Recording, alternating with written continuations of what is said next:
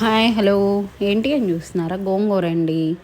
మనకి మామిడికాయ పచ్చడి ఆంధ్రాలో ఎంత ఫేమస్, తాలింపు గోంగూర కూడా అంతే ఫేమస్. గోంగూర చూస్తే తినని వాళ్ళు ఎవరు ఉంటారు? ఒక్క ముద్ద కూడా మిగిల్చుకొని తినేస్తారు, అంత టేస్ట్గా ఉంటుంది ఇలా చేస్తే. చూసేద్దాం రండి తాలింపు గోంగూర ప్రాసెస్. ఫస్ట్ ఏం లేదండి, ఆయిల్ వేసేసి పోపు పెట్టుకోవాలి. పోపు పెట్టుకున్నాక ఎల్లిపాయలు మెయిన్ అండి. ఎల్లిపాయలు బాగా మనం కొంతమంది దంచుకుంటారు, ఎవరి ఇష్టం వాళ్ళది. నేనైతే అలా వేసేసాను. నెక్స్ట్ ఆనియన్స్ వేయాలి. ఆ రెండు ఫ్రై అయ్యాక గోంగూర అండి బాగా మనం ముందే కడుక్కొని ఆరబెట్టుకొని ఉంచుకోవాలి. బాగా ఉడికే గోంగూర, పుల్ల గోంగూర తీసుకోండి అడిగి, చాలా బాగుంటుంది.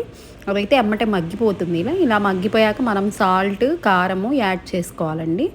దీన్ని మళ్ళీ కొంచెం మనం బాగా కరిగేదాకా సాల్ట్ అలా ఉంచేసి ఎమ్మటే కారం యాడ్ చేసేసుకొని తిప్పుకొని ఒక 5 మినిట్స్ అలా ఉంచేసుకొని తీసేసుకోవడమేనండి.